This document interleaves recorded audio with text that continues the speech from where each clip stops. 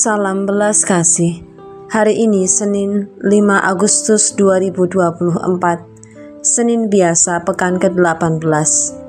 Sabda Tuhan diambil dari Injil Matius bab 14 ayat 13 sampai dengan 21. Marilah kita awali permenungan ini dengan tanda kemenangan Tuhan.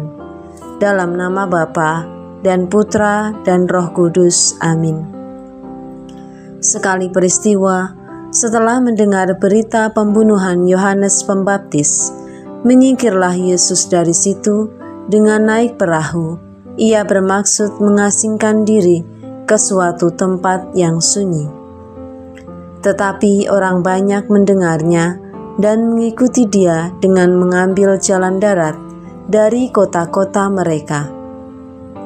Ketika Yesus mendarat, ia melihat orang banyak yang besar jumlahnya, maka tergeraklah hatinya oleh belas kasihan kepada mereka, dan ia menyembuhkan mereka yang sakit. Menjelang malam, murid-muridnya datang kepadanya dan berkata, "Tempat ini sunyi, dan hari sudah mulai malam. Suruhlah orang banyak itu pergi, supaya mereka dapat membeli makanan di desa-desa." Tetapi Yesus berkata kepada mereka, "Tidak perlu mereka pergi, kamu harus memberi mereka makan." Jawab mereka, "Yang ada pada kami di sini hanya 5 roti dan 2 ikan. Yesus berkata, "Bawalah kemari kepadaku." Lalu disuruhnya orang banyak itu duduk di rumput. Dan setelah diambilnya 5 roti dan 2 ikan itu, Yesus menengadah ke langit dan mengucap berkat, lalu memecah-mecahkan roti itu dan memberikannya kepada murid-muridnya. Lalu murid-muridnya membagi-bagikannya kepada orang banyak. Dan mereka semuanya makan sampai kenyang. Kemudian orang mengumpulkan potongan-potongan roti yang sisa, 12 bakul penuh. Yang ikut makan kira-kira 5.000 laki-laki, tidak termasuk perempuan dan anak-anak. Demikianlah sabda Tuhan. Terpujilah Kristus. Setelah mendengar berita pembunuhan Yohanes Pembaptis, menyingkirlah Yesus dari situ. Dengan naik perahu, ia bermaksud mengasingkan diri ke suatu tempat yang sunyi. Saudara-saudari yang terkasih, fokus pada tujuan membantu kita untuk berpikir bijak saat menghadapi hambatan. Itulah kiranya pelajaran yang dapat kita petik dari tindakan Yesus, di mana Dia memilih untuk mengasingkan diri ke tempat sunyi setelah ia mendengar bahwa Yohanes telah mati terbunuh. Maka dengan demikian, untuk sementara waktu, Yesus tidak tampil di depan publik.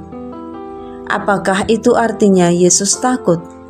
Sebab ada kemungkinan dia juga akan ditangkap dan dibunuh jika ia memaksakan diri untuk tampil di depan umum saat itu. Bukan, Yesus tidak takut, tetapi ia lebih memilih untuk fokus pada misinya. Misi Yesus bukanlah menunjukkan kegagahannya pada Herodes, melainkan misinya adalah mewartakan karya keselamatan Allah. Meskipun pada akhirnya Yesus akan mengalami kematian keji, yakni wafat di salib, namun ia tahu bahwa saatnya belum tiba. Oleh karena pada saat itu, kabar sukacita belum tersebar sepenuhnya. Selain itu, para rasul dan muridnya belum siap sepenuhnya untuk melanjutkan misi Yesus. Oleh sebab itu, alih-alih Yesus merasa galau atau tertantang untuk menunjukkan kuasanya pada Herodes, ia memilih untuk fokus pada misi utamanya dan mencari cara agar ia dapat menyelesaikannya hingga paripurna. Cara Yesus dalam menghadapi tantangan berupa ancaman kematian ini sangat unik. Bayangkan kita sedang berjalan menuju suatu pertemuan penting, tetapi tanpa kita duga, ternyata ada batu yang amat besar yang menghalangi jalan kita saat kita dalam perjalanan. Maka jika kita memakai cara Yesus, kita tidak akan menghabiskan energi untuk berusaha menyingkirkan batu itu atau berusaha memecahkannya. Sebab jika demikian, kita akan menghabiskan banyak waktu dan tenaga. Sebab dengan demikian, kita akan menghabiskan banyak waktu dan tenaga. Dan bisa-bisa kita kehabisan tenaga dan energi, sehingga akibatnya kita tidak bisa sampai ke tempat tujuan. Sebaliknya, kita akan lebih memilih untuk mencari cara agar kita bisa lewat. Salah satunya adalah dengan berjalan memutari batu itu. Kendati dengan demikian, kita harus menginjak semak-semak atau melewati parit atau lumpur. Tetapi dengan cara itu, kita bisa lekas kembali berada di jalan menuju tempat tujuan. Semak-semak, parit, atau lumpur itu bisa saja berupa reaksi dan komentar yang tidak enak dilihat dan kita dengar. Tidak apa-apa, sebab kita tahu persis bahwa kita mengambil cara itu untuk tujuan yang lebih baik lagi. Oleh sebab itu, saudara-saudari, mari, saat misi kita sebagai putra-putri Bapa ada yang menghalangi, mari fokus pada tujuan kita untuk melaksanakan kehendak Bapa, yakni menjadi garam dan terang dunia, daripada kita menghabiskan energi untuk galau memikirkan hambatan yang ada di depan kita. Marilah berdoa. Bapa yang Maha Baik, kami mohon rahmat agar kami mampu melaksanakan misi kami di dunia sebagai pembawa kabar sukacita hingga paripurna.